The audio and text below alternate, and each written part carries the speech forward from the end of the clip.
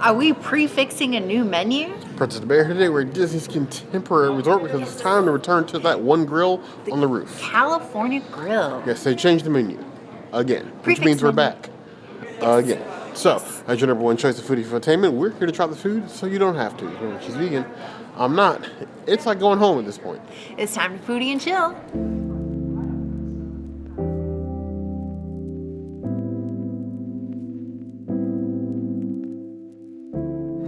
Chef Danny brought us this beautiful Amuse Bouche, which I love, some forbidden rice and some asparagus, some beautiful wasabi, dragon sauce, which I love, and one for me and one for Bear, which is amazing because usually we have to share, and I don't have to share. I can just eat this whole thing in a bite. That is so gorgeous. It's rich, it's smooth. It doesn't even taste like I ate sushi. It more tastes like I ate bread, like a delicious bread that I will obsess about, and then also like try to recreate at home because it's yum yum. Jack Jack cookie num num. It's one of those levels. Delicious. I would give it a 4.75 out of 5. Amuse Bouche.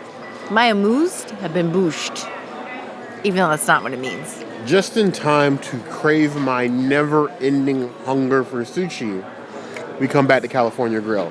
I crave sushi like Galactus craves planets. And that is no exaggeration. If I could eat sushi 7 days a week, I would eat it 8. That's how often I crave sushi. Getting the princess to get a nice, like, handmade sushi roll here that's all vegan with the forbidden rice, that's special. I know a lot of you look at the prefix menu and you miss the old menu here. And there are a lot of valid takes on missing like the old sort of a la carte menu. But from a business perspective, to me, the prefix menu makes more sense, especially how some of you used to hoard tables here waiting for the fireworks to happen every night, just get ordering like appetizers or desserts. Prefix for this menu makes sense. Waililu should also be the same. That's probably my hot take. But looking at the prefix menu, I know sushi is like, you don't feel like you're getting your money's worth because it's sushi. It feels like a throwaway. The sushi here is some of the best on property. Less authentic than, say, like Shiki Sai. But the care they put into the fusions they put in their sushi, like the forbidden rice, the Wagyu, the different additives, makes it top tier. So this little asparagus avocado forbidden rice roll for the princess, just as good. 4.75 out of 5 claws.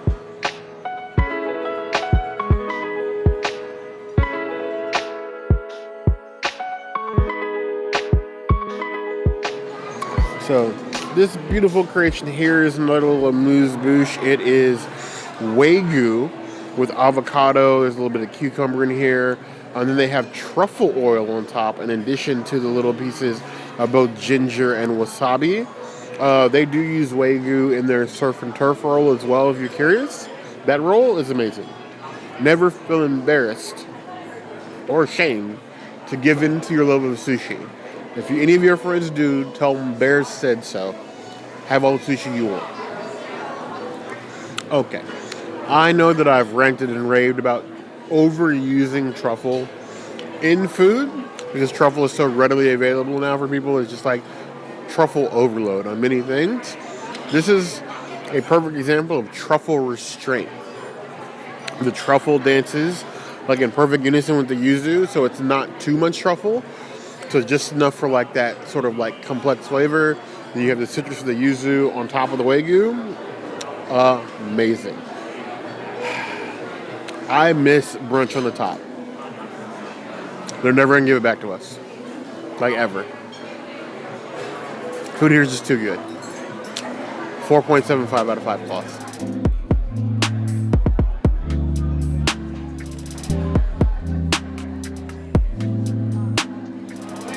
Our favorite loaf turned roll that we've had a few times now.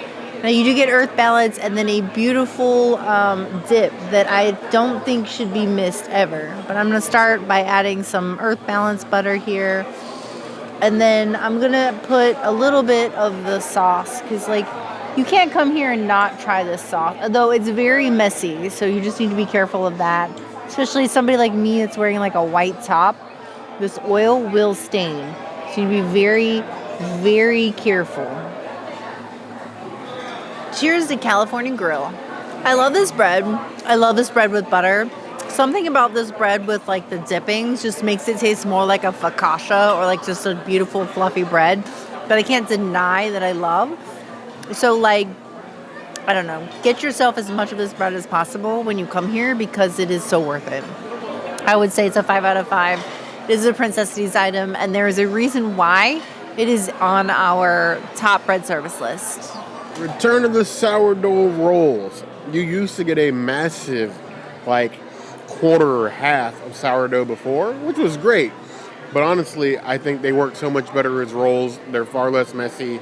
And you got, like, little personal portions instead of trying to awkwardly tear off your own equal portion of the other bread. It was, like, pre-cut, but it was still a mess. This feels much more like me portioned out.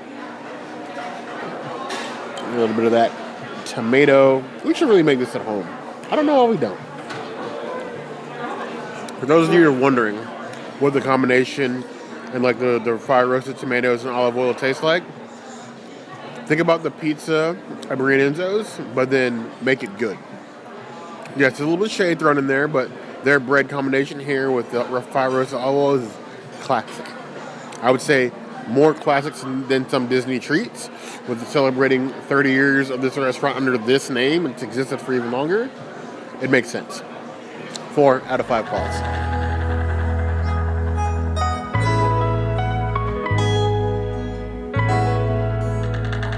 Can I say that not only do I have the most gorgeous tuna, wait, why did I say tuna? Tofu sushi roll here. We have forbidden rice, and then like look at these little like dollops on the top. These dollops are like everything.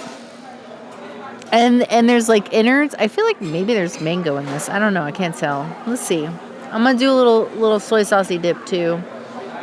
I'm worried about Bear, but I don't think they would put mango in this if it wasn't safe for Bear. I was worried that maybe the orange thing in there was a mango and that Bear wouldn't be able to eat it, but then I reevaluated the menu and it does say grilled pineapple. My aftertaste is nothing but pineapple, so I'm getting that feeling. And even though I dipped it in soy sauce, all I am tasting is pineapple. I was hoping I would taste more of the tofu because I don't think I've ever had a sushi roll that has had tofu in it before at Disney World. And this is not giving as much tofu as I thought it would. I think it needs like a tofu skin over the top, like Bear's Wagyu. But aside from that, it's tasty. And I think if you are a pineapple person, you will probably like this a lot more than me. I'm going to eat it. And I'm going to kill these pickles too. But I will give it a 4 out of 5 sushis. So a tofu specialty roll here at California Grill. This thing is a work of art.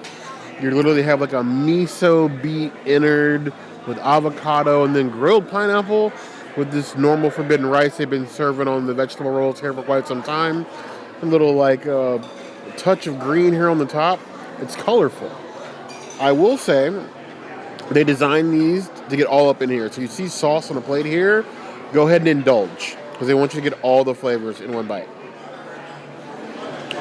The versatility of beet is not to be underestimated. I know that when you see a prefix menu, especially here, a lot of these menu items you don't see like change. California Grill, as we said before, it's all about seasonal vegetables and ingredients. So even if you don't see the entrees change, the fixins, the sauces, all change to what's seasonally available. So everything always tastes fresh and pairs perfectly with the season. Right now, beets are in season, so you're seeing a lot of beet influences all across this menu. And the freshness of that and the care given in each dish shows. So even what is just a tofu vegetable roll, elevated. The tofu has nice flavors with it, along with the rice. You're not missing out on anything here. I give that 4.25 out of 5 claws.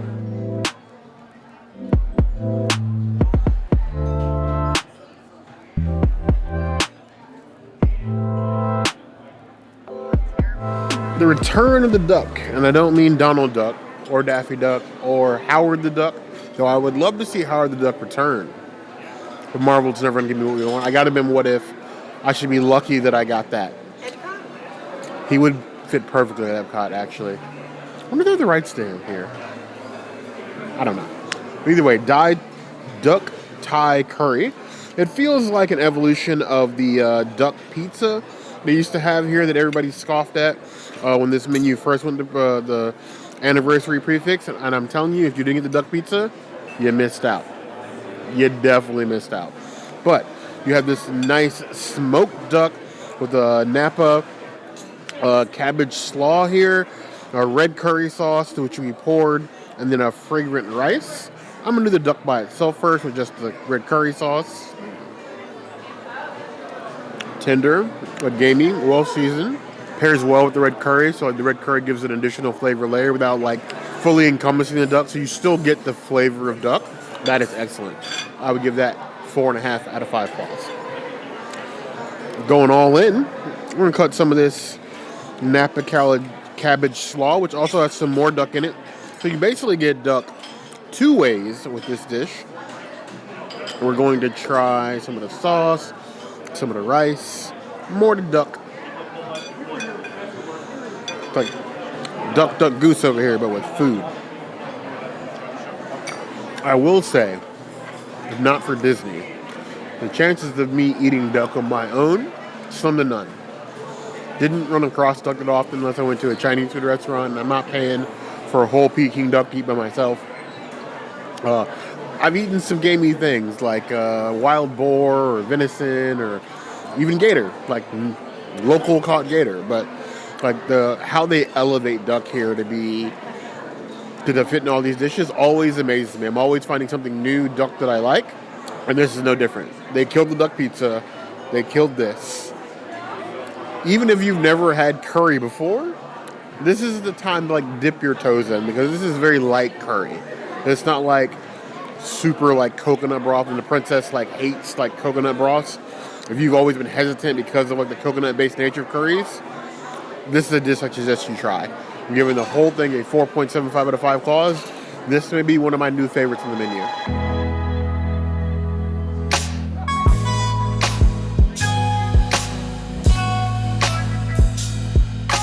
I just want to turn this around 360 for you guys so you can see all of the different elements of this. This is a California grill salad, but I just want you guys to know that this is the essence of my home. This is California. This is Fresco. This is amazing. Though it usually comes with queso, you have fresh watermelon, you have all these beautiful things, tahine. It's literally a celebration of my beautiful home that is California and all the things that come with it. Though this does usually come with queso, I appreciate that they made it vegan for me so that Bear could eat it and I could eat it. Yo, this is the best effing salad I've ever had in my life. This salad, oh my, I don't even know where to begin with this salad. Oh my God. It's like taco and nacho and salad and taco salad and delicious, and oh my, it's giving me like Alberto's at 2 a.m. If you're from California, you know. If you know, you know. Wow. I regret not getting this one. It tosses my effing salad so freaking hard that if it doesn't text me in the next 5 minutes, I'm gonna cry. It's a 5 out of 5. One thing I've always loved about California Grill is the bravery of the chef team here. They are not afraid at all to imbue in their own culture, history, family traditions into the food they cook. They're very much personable in their dishes that way. So this dish is a fusion of Californian Mexican culture. So you have even chili-based vinaigrette, some flavors of tahini in here, onions and queso fresco, all that tie back to Mexican culture in California, and we love that. Even more before we eat it. Like, we love other cultures in our food and them being represented wholly. I'm going to say it to you again. We like our cultures being represented wholly. All of these cultures are important. Take that as you will. If you know, you know.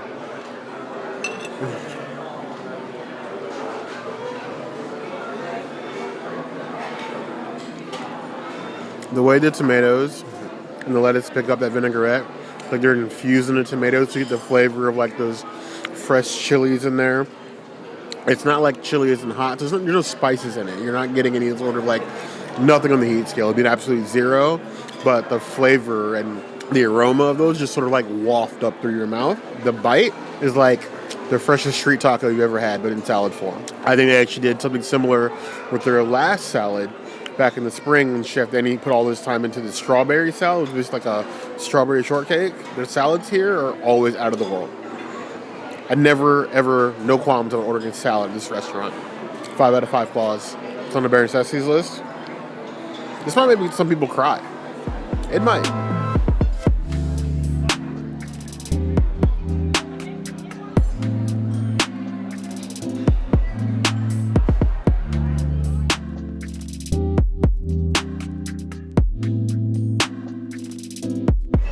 This is a yellow watermelon and Saint Germain liqueur palate cleanser. Now, we just took a sip, but we didn't get to eat the watermelon, so I just want to try this with you guys.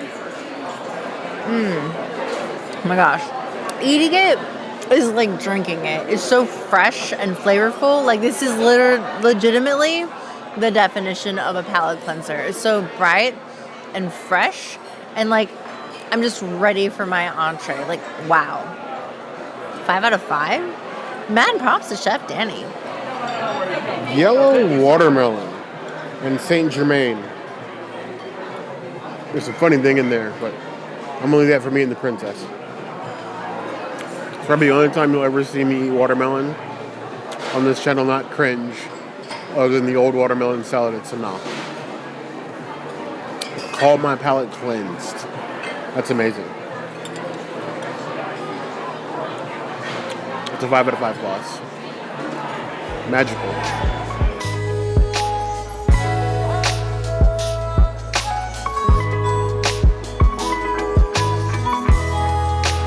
So it was like Friday, I want to say Thursday or Friday, when I saw this menu change, and I booked the reservation immediately. We were too busy over the weekend to be able to come here and review this, so we came as soon as we possibly could. And when I saw ratatouille was on the menu, I was like, oh, cool.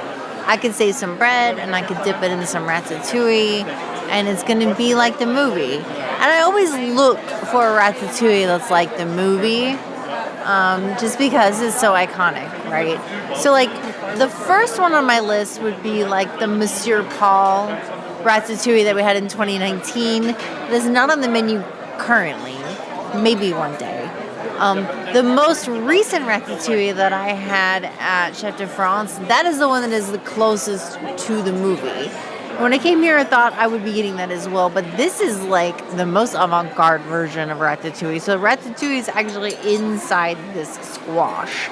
And then we have polenta, and we have all these like little extra fixins and goodness. So I saved bread for something I didn't really necessarily need. But if you look inside, you can see, this is rough for me, but I'm abusing this ratatouille. Let me grab this big piece here. You can see inside this big piece that there is plenty of ratatouille to be had. And I think Remy might enjoy some of this. So I'm going to grab this small bite here. And I'm going to grab it with the polenta. And what are you? Oh, a little baby squash? Okay. Let's get you in here too with this chili sauce. And let's enjoy something that's not the potato pierogi, because I feel like a lot of vegans were not into that. After I finished chewing, I had to make Bear give me a minute because I really needed to think through these flavors.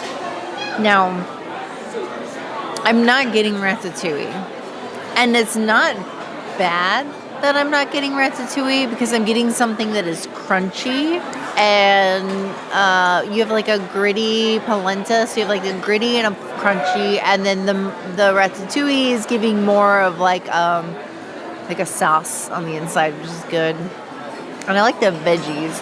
And the chili sauce is not spicy, but it just like adds a little bit of like oomph to the whole thing. I wouldn't call it ratatouille in the sense of like the movie or what the movie is promoting, but like more of an avant-garde version. Like it's extremely thought-provoking. I don't understand the thought of the tempura squash, but like I don't hate it either. I think it is highly innovative, and I just want to keep eating it and think about it and love it and appreciate it. I'm gonna give it a 4 out of 5 ratatouille. I do like it more than the last, probably like 2 or 3 vegan dishes they've had here at California Grill. So, ratatouille, we've seen served so many different ways. We've seen it served full plate style. We've seen like little miniature ratatouille. Ratatouille stuffed squash is interesting. I feel like we've had it stuffed before at a different restaurant. It's escaping me. But the idea of doing it inside a squash and then tempura'd, that feels very California Grill. And it's basically just like a minced or almost pureed ratatouille inside. It's like a ratatouille filling in the squash. But the princess was nice enough to go ahead and give me a bare bite size. I'm just going to eat this one, because that's what it deserves. Getting so much of the tempura squash on top, I'm definitely getting ratatouille flavors from the innards. But then immediately after, it's a wave of the polenta and like the chili sauce, which adds like another layer of complexity. It's like nice acidic tartness to it that goes well. It definitely feels like another like fusion. Like this is like the Californian French fusion version of ratatouille, which is something they do quite well here. They take all of their seasonal veggies and they make magic happen on the plate with what they've got. And to them, it's almost a challenge here. We've talked to many of the chefs over the years.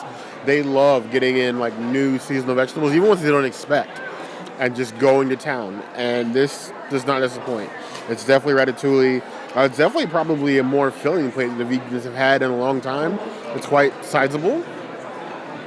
I could do it like one more of the squash filled, or the ratatouille filled squash to like even out the plate. But other than that, flavors, taste, presentation, wonderful. It is like eating in Mickey's Hidden Garden with the view of his castle, or a castle, a bigger castle in California. Sorry, I had to sneak that in. I cannot not take a shot at Sleeping Beauty Castle. I just cannot not do it. I give it 4.75 out of 5 claws. Much better plant-based dish than we've gotten in a very long time.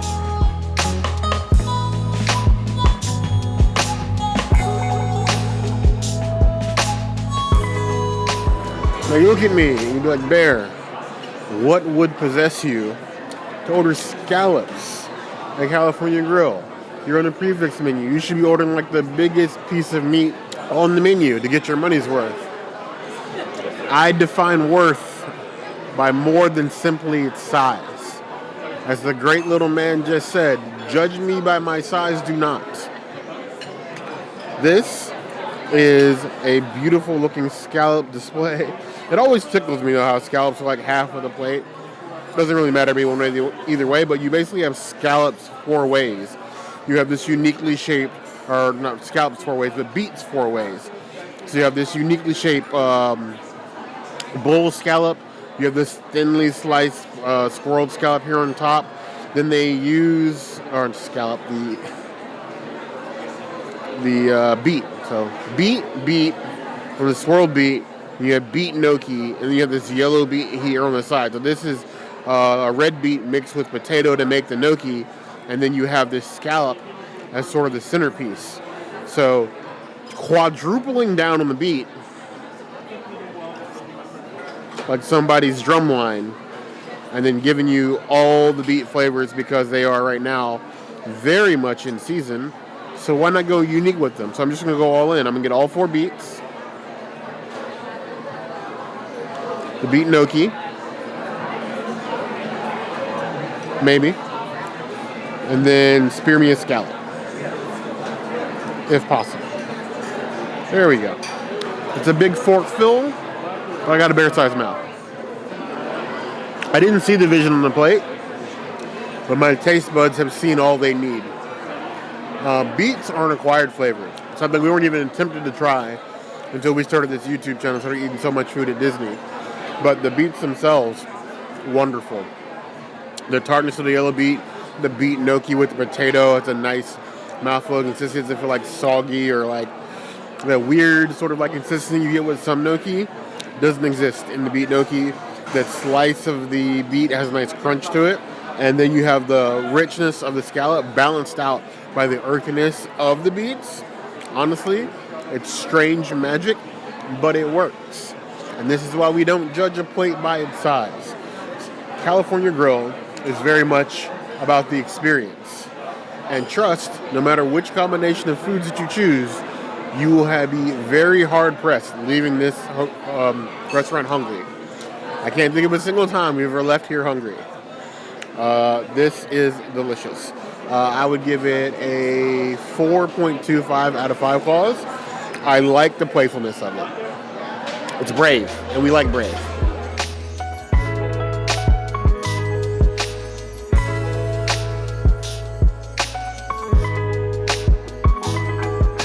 Instead of doing specialty drinks, Bear and I decided to share a bottle of wine. I feel like the last 3 or 4 times we've been here, we've shared the same bottle of wine, but whatever.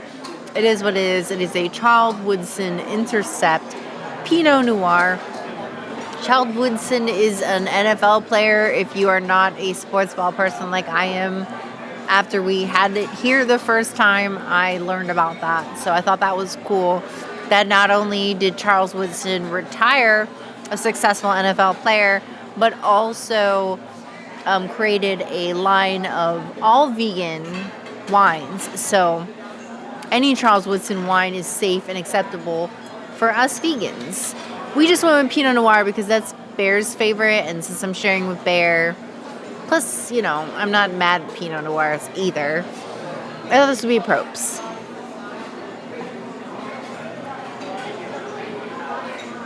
It's like a nice medium-bodied wine. It's like one of those wines where I would take outside on the balcony and just enjoy the views of Magic Kingdom while I sipped it, or took it back to my room if I was staying, at a hotel that allowed me to bring the bottle of wine back to my room or something like that. It's just nice. It's a nice, relaxing glass of wine to help with my Disney day, or in this case, post-work day. I would give it a 3 out of 5 wines. It makes me feel medium-bodied fine. For our community out there that encounters your more wine pretentious friends, I know we've showed you guys this before, but if you're trying a new wine, what you do first is you swirl. You're activating all the insides of the wine, get it up to the glass, get those aromas going, right? You take it up, you take a whiff, put your nose in it, and you smell the grapes, the earth where it came from, just pause. Pretentious people won't know what you're thinking about. You just pause, okay? Then you sip. Breathing it in as you do, so you get those smells and those aromas with you. Some places will make you spit if you're trying a lot of wines. Some places, or swish. You don't have to. You can swallow if you want to. Nobody's going to get mad at you. And then you tell me what you think about it. It's like liquid art. Everybody's going to have their own experience. They're not going to differ one way or the other. Do I do that here? Maybe. But wine is just adult grape juice. This is a good adult grape juice. It is, like the person said, medium-bodied. It's not too harsh. No burning on the back end. Very, tart grape. A little earthy, but that's normal for Pinot Noirs. Very drinkable. It will go well with everything we have planned for dinner tonight. I give this 4.25 out of 5 claws.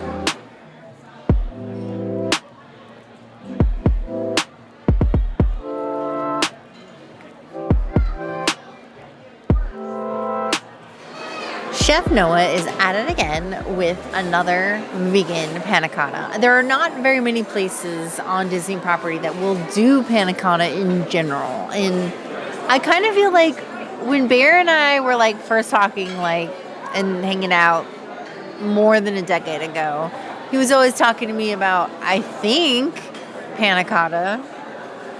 And how he used to love to make that before he was lactose. So this kind kind of dessert always makes me think about bear, even though I might be wrong in my panna cotta assumption, but I'm pretty sure he said panna cotta. I think he'll probably check me when we do this after. But anyway, the first time that I had this, props to Chef Noah, I had the strawberry version. I love me a strawberry version. This time we are going peach and apricot. So let's dive into the peach and apricot. The panna cotta is apricot, and then they have fresh peaches. And then there's still some strawberry on here because there's going to always be strawberry on here, which makes me happy. I'm going to fold a peach over on this. Here we go. It's so warm and soft, and oh, I love you. Okay, so peaches. As a Persian person, my first thought is, holy F, this tastes like Lavo Shack. And like one of the better Lavo Shacks that I'm just like, Now, an American version of Lavo Shack would be like, I guess fruit by the foot? Or like some sort of like,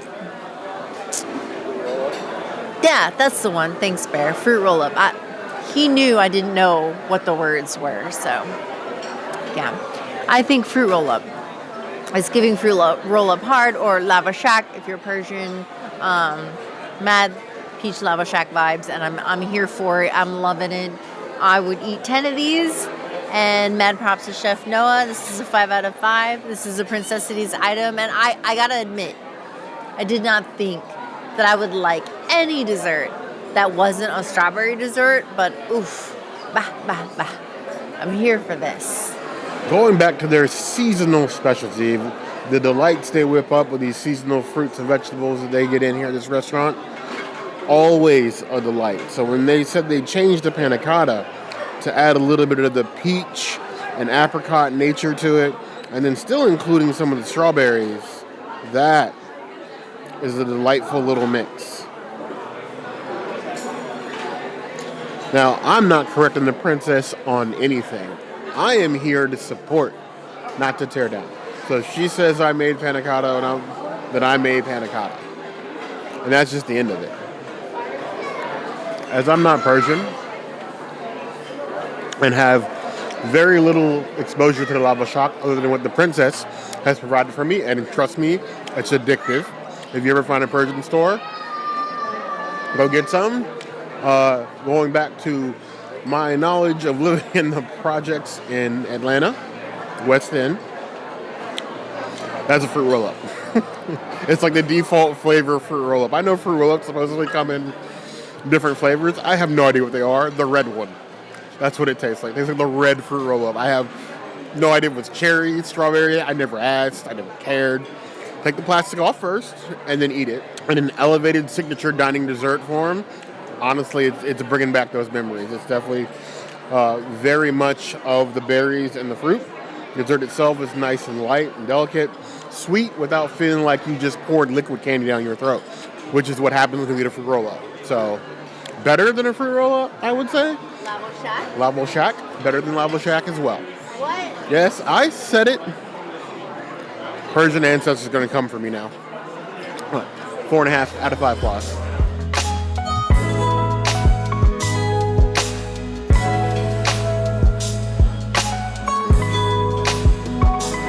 I have come back to try again this pistachio chocolate cake.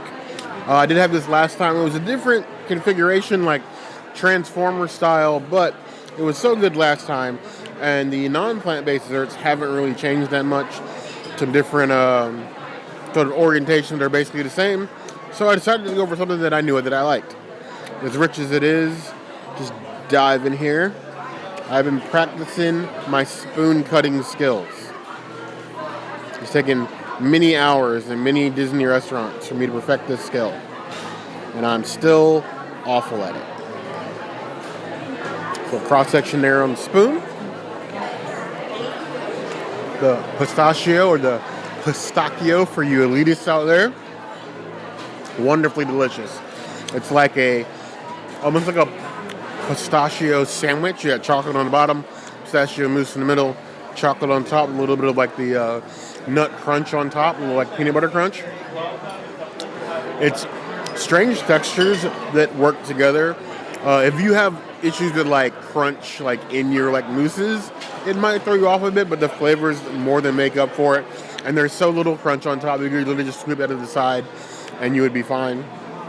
It is a decadent dessert that would be hard for me to finish on my own, but it's a challenge I am up to. Give it 4.25 out of 5 claws. Oh, California Grill has lured us back and again headed out of the park.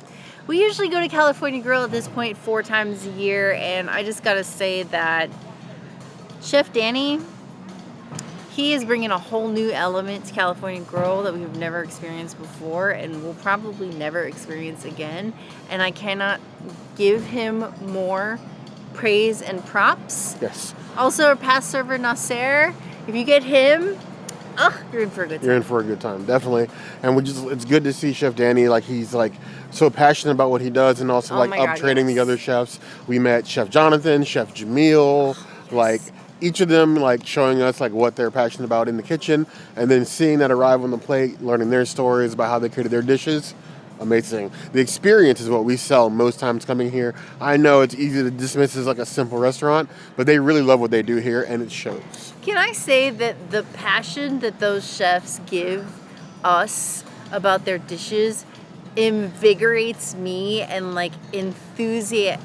gives me more enthusiasm to like go do more food reviews, because they like amp me up to want to go try more things just because of how like amped up they are about their own menu. So I appreciate the fact that they're inspirational enough to keep us motivated when burnout is real. But I don't know what you guys think. Do you like the new menu, this new seasonal update to the California Grill menu? Yes. Right up there. Let us know. Now, if there's anything else that you'd like to see us do, of course, as always, the comments will be the place to find us.